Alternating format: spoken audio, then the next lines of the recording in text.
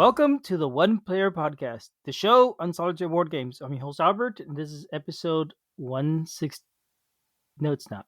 It's episode 369. This just in, Albert doesn't know how to count.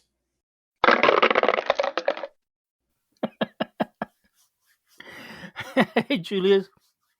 It's true. It's true. How you doing, Albert?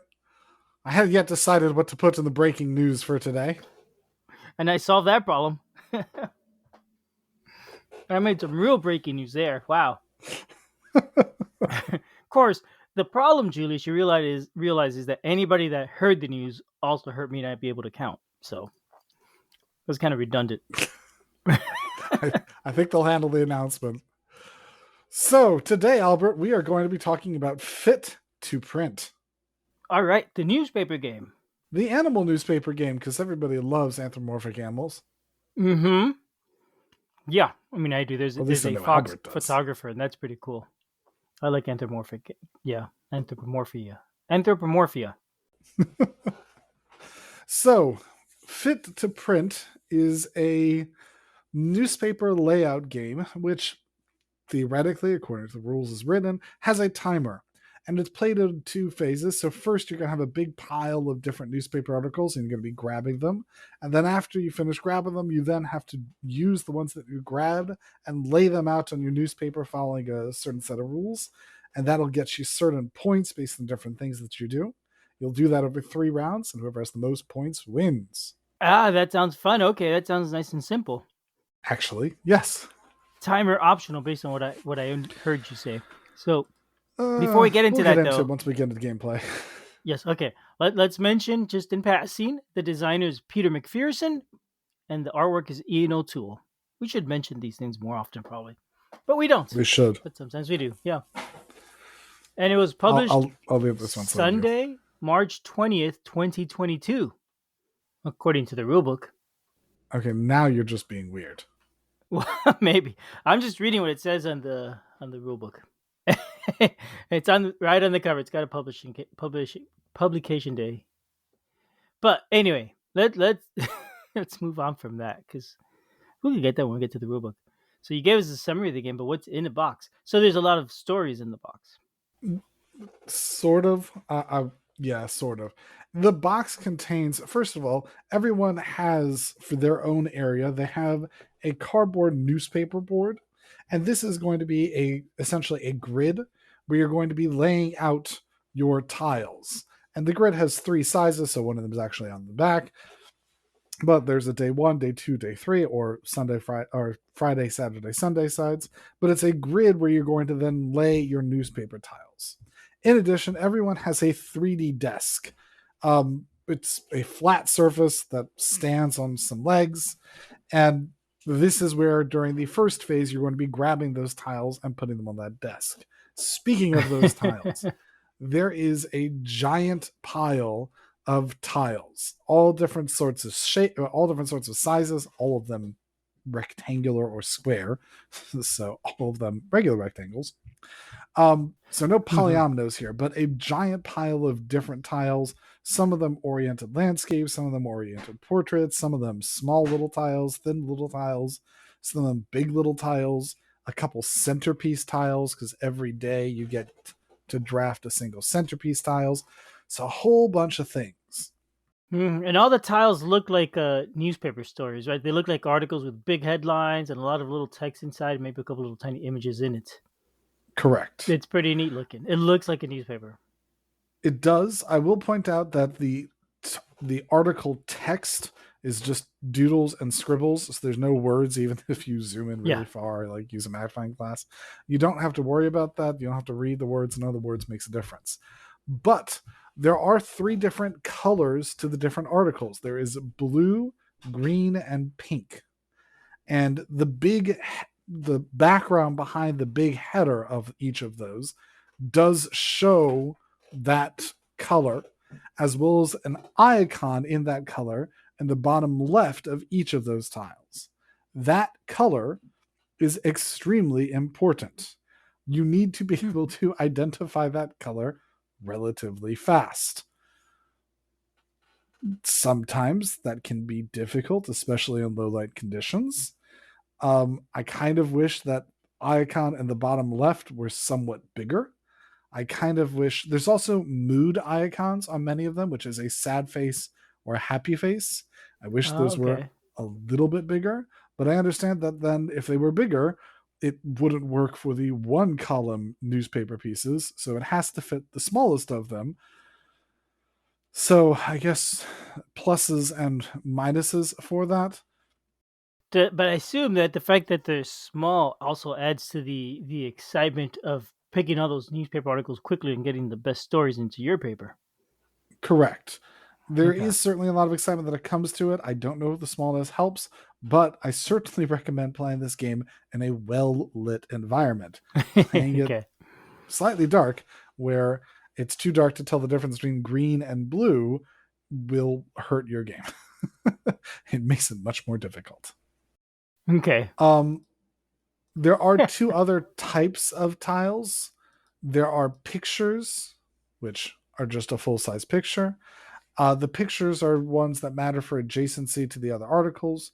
And then there's advertisements, which instead of an icon for the three different colors, are a full image type thing of a sort of orangish color with a dollar sign in the bottom right of each of those.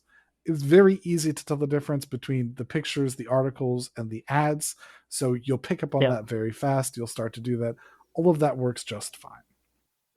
And the articles, well, not the articles, the ads actually have readable text, it looks like. And Yes, and it looks fun. the ads There's are a silly funny. The cards are yes. silly funny. We'll get to some of that in a minute. I just want to talk about one other point of construction first. The desks, you Mhm. have to construct those. They're cardboard folded up and poked in. um Mine, two of them did not hold together quite as well. I ended up applying a little bit of glue to make sure that they stopped falling out, because when someone bumped them, the desk would just fall off the stands. But that just means essentially it. I highly recommend that if you're getting it, you glue together those pieces to make sure that they stay tight and that they stay together. The box has enough room to be able to store everything constructed, so it's not an issue. But highly recommend that you do that. Okay, so when you Um, say they're 3D desks, you mean they have little table legs on them, underneath them, or something like that, yeah, essentially, in the yes, four corners. Okay. Huh. yes. That sounds Um, gimmicky. Is what it sounds like. it is Like, gimmicky, but it's fun and it has a yeah, no, big no use. doubt. No. Okay. There's there's a main use for it. And I'll get back to that in gameplay about why the desk is actually an important thing. It's an important gimmick. It's a gimmick Okay. that sells its way. We'll come back to it. I would not want to play the game without the desk, and those people that when it comes out that the desk is not necessary, it makes a big difference. Okay. Okay. I'll get I back to it. can't wait to Remind me hear when we get about back it. to Yeah. gameplay. It's on my list. Um, Another comment you had mentioned about everything being cute and funny. Everything is very cute and funny. The advertising perhaps does show the funniness to it, the humor, the sort of lighthearted nature of a bunch of animals telling the news. Um, those are all very cute. There's another couple aspects that also show it. I think one of the stronger ones that showed, especially because it's relaxing and there's time to do that. Every round, based on who finishes first, you'll draft a set of centerpiece articles. The centerpiece articles are going to give you a personal goal that you have. Like some of them want to have white space in certain areas, or less white space, or pictures can touch, or they let you break a couple game rules, or whatever have you. It's a personal player power. It adds some asymmetry to the game through the use of those centerpiece tiles. There's a bunch of them and they're double sided, so you theoretically shuffle and deal them out every time. Those are very neat and cool, and they have articles that relate to a picture involved there. They're all unique little pieces. The idea of the articles ties together with what it is that they do. So, for example, one of them may want to have pictures be next to them. So the centerpiece is highlighting a photo festival because theoretically you're going to have more Hmm. pictures in that case. So those are cute and neat and tied together very well. So that helps tie together thematic. And I wanted to comment that those particularly are very good. The ads are the other time where it comes out, and the text for the title of those, they're good. They tie together. I don't have time to really read those things, so there's not the opportunity for it to really make an effect, but I know that they're Hmm. there, and that makes it nice for it to be there. Yeah, they at least all look different, which is makes it more interesting to look at. Yep. There is also a set of extra cards for the mini expansion that the game has that adds some changed goals or focus for every single round called the Breaking News deck. Um, I feel like it's pretty much a necessity for someone who has more experience with these type of games to be able to play with those. I think that it adds a lot of fun to it. Those cards, um, again, they're thematic. They have a particular goal with a title for that goal that adds things that are fun. So I wanted to mention those as well as we were discussing all the components that are in the game. I I like all the art. I like the way it looks like it's a newspaper thing. It really does. I think it comes out really well in the components. Yeah. So Albert, when we get on to whether or not it's thematic, Albert is going to say it looks very thematic. It looks thematic, and I bet you it feels thematic when you're playing. That's my guess. But Absolutely let's wait does. until we get to the theme section because we're done with the Well, why components. don't we just go to theme right now? Oh, hey, look, theme is next. Who knew? All right. So, Julius, is this game at all thematic or? Yeah, it's super thematic. The idea is that you are a newspaper layout person trying to grab bag from articles that have been submitted. So you're trying to grab them for your own newspaper, lay them out, and do a great job with it. And yes, it is exactly what the game is trying to sell. Is exactly what it is that you're doing. There's no shadow between theme and gameplay on this one. Cool, that looks neat. In high school, I was in my journalism class, and no, middle school. I vaguely remember laying out newspaper stuff. So I think it's really exciting looking. Yep. Yeah. So let us talk about the rules. Okay. Let's. Yeah, they're fine. They're fine. Okay. I mean, they're colorful. They seem straightforward. They're pretty. You know, most modern games have the same rule books usually, and when they do this, it works. There's good layouts where it shows you a picture of the board set on the table, and there's numbers next to each item, and then you could reference the numbers in the text and see what that is. And this has all that in there, which is nice. It has advanced setup right in the middle of the rules. You don't have to jump to the end to see what the setup is for advanced game. Mm-hmm. And yeah, it looks like a good layout. Yeah, Which I hope so. I guess right. It's a game about layouts. Gosh, if they messed that up. yeah. And the game, I mean, the rules present everything very well. The layout for how it is that it presents, what it is that stuff does, how it is that you go through stuff, all that is perfectly fine. The most important part for a game like this, because it's real time and everyone has their own, is the reference card. I felt the reference card has to very clearly and accurately tell you the basic summary of the rules, and it absolutely does that. It tells you exactly what you need to do. So yeah, all of that is perfectly fine. I think the rules are they're great. They give over the rules. I have no issues with the rules, and in my opinion, that makes it a thumbs up for the rules. Oh, nice. One of the things the player aid card looks like a press pass. That's pretty funny. Yes. That is pretty neat that they really put that much attention into all the components. Even the reference card is thematic, which is just super cool. So I want to talk about the gameplay. You ready for this, Albert? Okay, yeah, let's do it. So, talking about the gameplay, we've summarized most of it, but I'm going to dig into it a little bit more. So, the gameplay is played, there's 3 days, and each day is split into 2 phases. The first phase is I'm going to call it by their terms, the reporting phase, which is the grab phase. You'll shuffle everything out and set everything face down, mixed up in the center of the table. You'll start grabbing, and you're under the rules. You use one hand. You grab a tile from the table. You flip it face up and decide whether or not you want to keep it or put it back. If you want to keep it, it must be placed on your desk. If you don't want to keep it, it must go back face up out into the pile so that theoretically other players that are playing with it can be able to use it. You may not start putting things laid out anywhere other than your desk. And your desk can comfortably fit like 4 pieces if you want to see everything. And your newspaper is going to be like 15 or 20 or 25 based on the size that you're doing. It's going to take a lot more than that to fill your newspaper. So the fact that you're restricted to having to have everything be on your desk means that you maybe have to start using some sorting methods to be able to sort what it is that you have, or sort mood, or sort out different colors or pictures or associations. But you certainly can't see everything it is that you want to be able to use because you're restricted just to that desk. And if something falls off your desk, you must then go put it back on your desk. So you can't push it. You can't accidentally have things fall off. You have to put stuff on your desk. And that can make sure that you don't have complete information when you're doing the grab part of the game.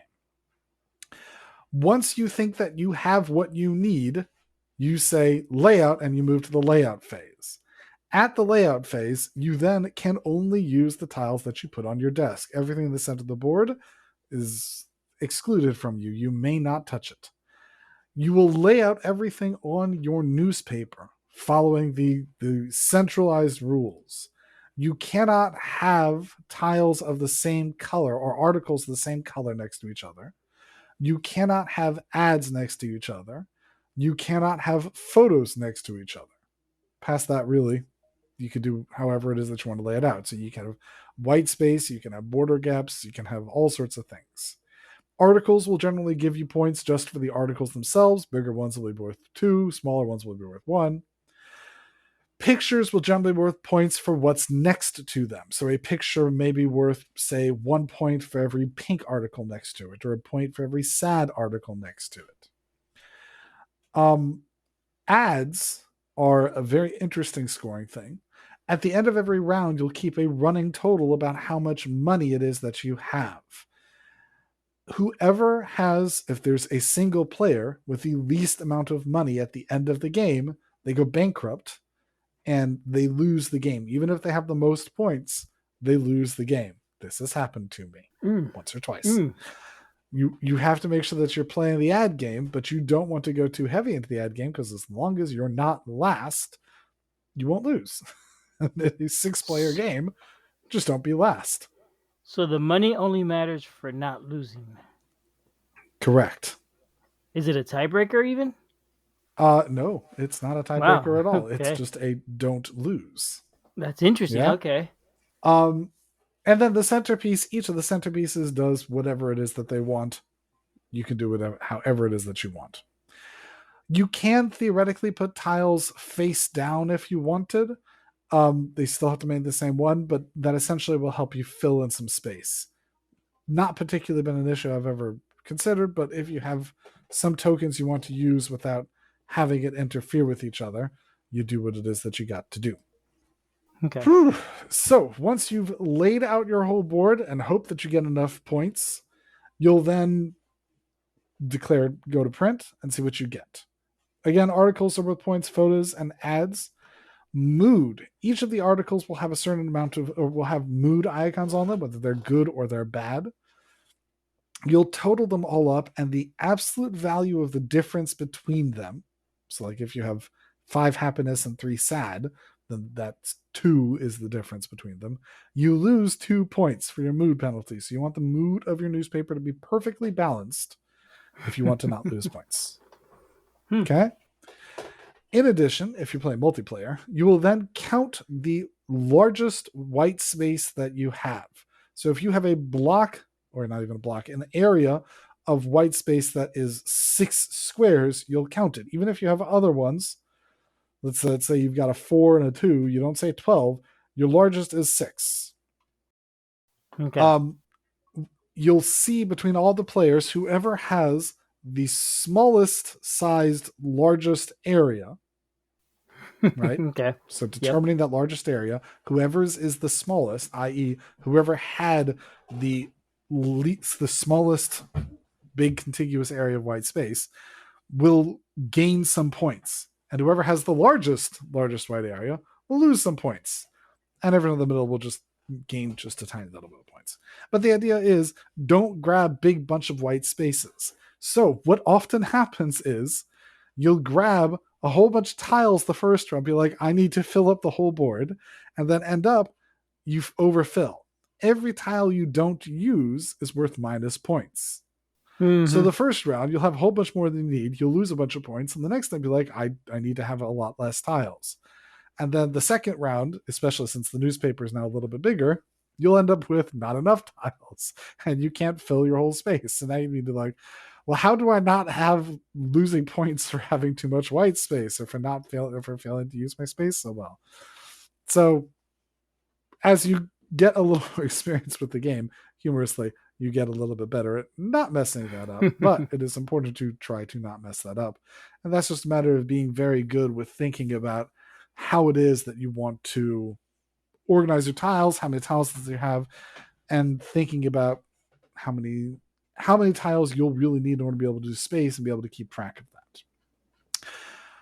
According to the rules of the game, or according to the base rules of the game, you have either 3, 4, or 5 minutes, depending on how hectic it is that you want to do that. You have a certain amount of time to do both the grab phase and the layout phase. If you fail to finish by then you just have to stop and that's it.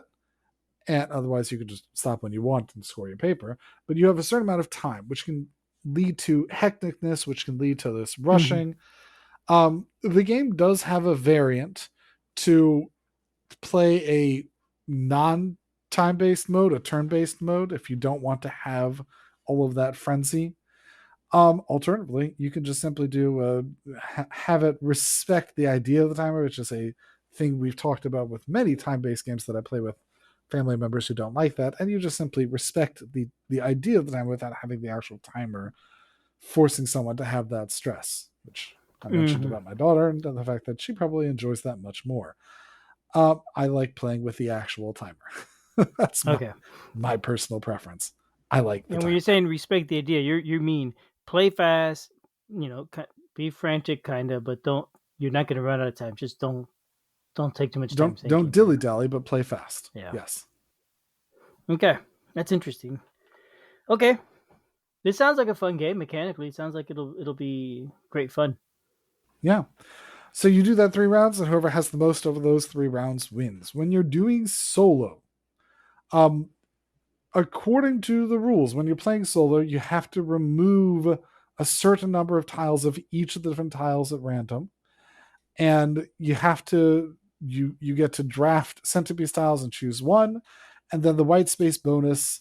So there's no one else to base yourself against. So it's based upon what your largest white space area, for how much points you lose, and you have to have at least $12 at the end of the game, or you lose. Um, I enjoy the solo mode for it with one exception.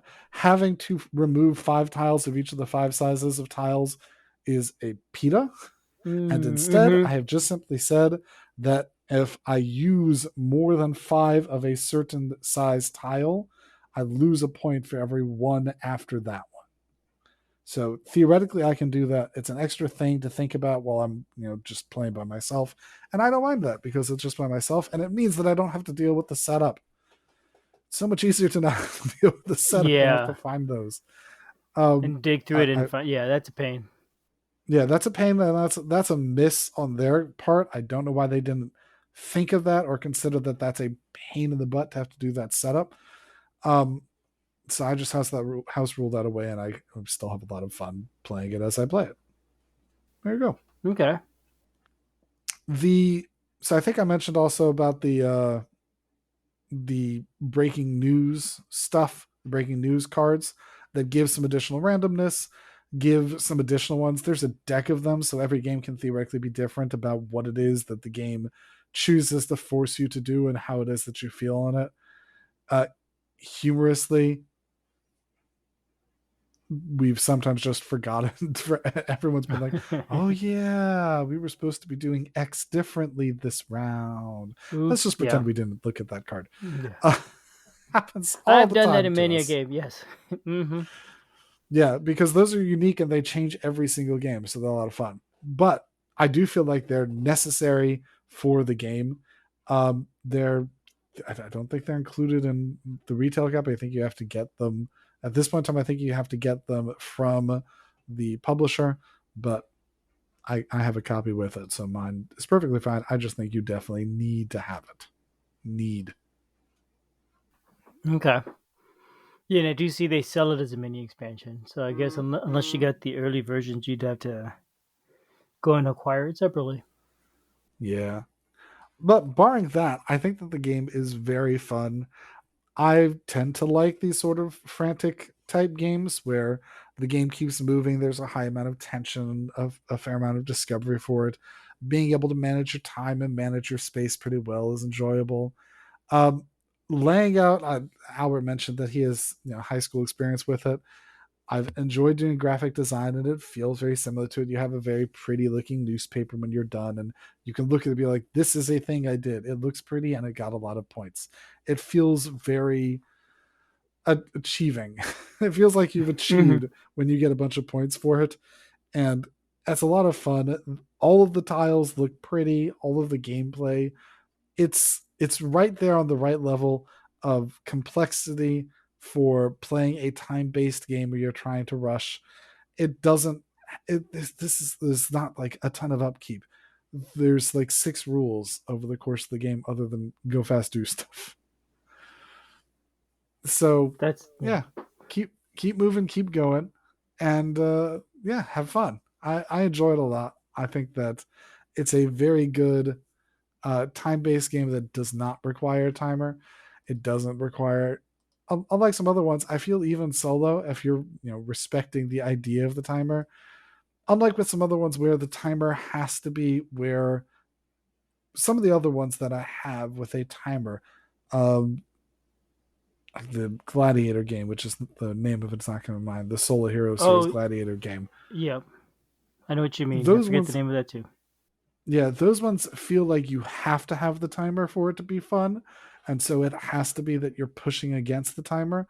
This one doesn't feel like it has to have the timer. It just has to respect the idea of it. So if you want something that keeps you moving and keeps the energy up without feeling super stressful, this is that one. And I enjoy it because of that. It doesn't necessitate a timer. The timer's nice sometimes, but it really doesn't necessitate it. It just requires keep it moving. Don't sit there and spend all day agonizing over what could be the best place. Because if you spend a whole bunch of time trying to make sure you get what it is that you get, it dulls it a lot because some of the decisions are obvious. But if you're just keeping it moving along, it's really fun.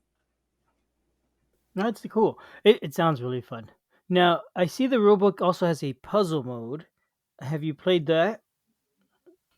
I have It's a dipped solo, I believe. into it is a solo scenario type thing, where what it is with puzzle mode, it has absolutely nothing to do with the challenge of the timer. It is purely in the layout phase where it gives you a specific set of tiles. And your goal is to use those specific tiles to make a layout that scores the most amount of points. And it has all the same rules. You're just provided with a specific set. It doesn't require a timer. It doesn't require anything else. Um, I've tried it. Um, it's fine. Okay. There's only like 6 of them, so it's also limited in how many times you're going to do that, right? Then Are there only 6? I think No, there's maybe. 12. Oh no, there's 12. Okay, page one had 6. Sorry. There's 12. Um, I've tried it. We've commented before about how games that don't feel at all like the core game are not necessarily my Mm-hmm. bread and butter. These ones that, if you want to sit there and analyze it, like giving you a specific one, like with a specific set of tiles, you can spend a bunch of time trying to really get it and to eke out that one extra point and find that puzzle and try and really do that. It's There are some other games like playing a chess puzzle, for example. There's one Mm-hmm. solution. You get the solution, you know you did it, you know you got it. Yep. This one, it's not even necessarily one solution. Like you can always maybe eke out another one. You sit like, oh, if I switch this for this, maybe I did this, and there's perhaps too many points. There's too many thoughts and too many opportunities for Yeah. that. and I just want to play. I just want to play the game. Let's sit here and think about the Okay. puzzle for too long. I just want to play the game. So I when I've tried it, I tried it honestly just so I can comment for it for review purposes. And I did not think I would like it going into it, and lo and behold, I did not like it. Okay. And I then do there's want to also try the big giant scenarios. version. Is there really a big giant version like a newspaper size? Well, it's not the newspaper size. What it is that if you have, so the game plays up to 6 players, and I enjoy playing games solo. I also enjoy playing games in big groups. The game can be Mm-hmm. played up to 12 players, where instead you have a team where one person is the grabber and one person does layout, Oh, okay. right? Yeah, And that sounds neat. That's cool. yes, so theoretically they're at separate spots even. So the reporter has to grab it and walk it over to the layout person and go put it on that person, and the layout person can keep moving around and you can shout out. And this is the one that, since everyone's allowed to communicate, it's going to be really hectic. There's going to be a lot of people talking all over to each other. You got to have the person like, go back, I need this, go grab this. And so there's a lot of conversation, a lot of talking. I've never had the chance to experience it. It sounds like it would be a lot of fun for a certain category or type of person. uh but getting a Yeah, big group is and hard. it sounds like what you imagine like a newsroom might be, like a frantic newsroom right before a breaking story gets published, sort Yeah, of exactly. experience. That's pretty neat. That is pretty neat. Now, there's also achievements in the game, which is yet another way to play, I guess, where there's Yeah, I don't want to deal with specific any of that. goals to try and reach or play with variants. And well, but they also look like they're solo. So I mean, you could play the game a ton and you say, I'm kind of getting a little bored. Well, now let me try to see if I could do some of these achievements. And some I'm guessing are pretty straightforward, and others require a little finagling to accomplish them, I bet. Yeah, I don't want to deal with any of that. I just want to play a game. I know, but that is out there for other people to try in case they're interested. Right, so there's quite a few ways to play this game, which is nice. I do appreciate the variety. That is cool. I like the look of the game. It sounds fun, other than the whole timer part, honestly. But yeah, That's what I'm saying. Just have the spirit of the timer. You're a spirit of the timer type person. I I haven't tried it that way. I might appreciate a timer game more that way. Maybe, yeah. I But highly I recommend would it. also feel like I'm cheating. I don't know. I have no idea. I've gotten rid of all my timer games. Proving Grounds was the other one. I had that one for a little while and I got rid of it. That's the one I was thinking of. Yes. Yep. Ended up deciding, nah, it's not really for me. It was neat. I appreciate it for what it was, and I moved on. It wasn't as bad as a Rolling Right. I'll say that. Nothing's as bad as a Rolling Right. I feel like torturing Albert some. I bet. Yeah, when I say things like that, no doubt. You think we're fit to print on that? Yeah, I think so. I mean, we'll put that on the back page. All right. Have a good night, Okay. everyone. Bye bye. I can't believe I forgot this, but there's a contest going on, isn't there? Make sure you send me an email telling me about your favorite scary movie or your favorite Final Girl or something like that, so you could win Final Girl Season 3 expansions. Make sure to enter. Send a geek mail to Albert at oneplayerpodcast.com. Go do it now.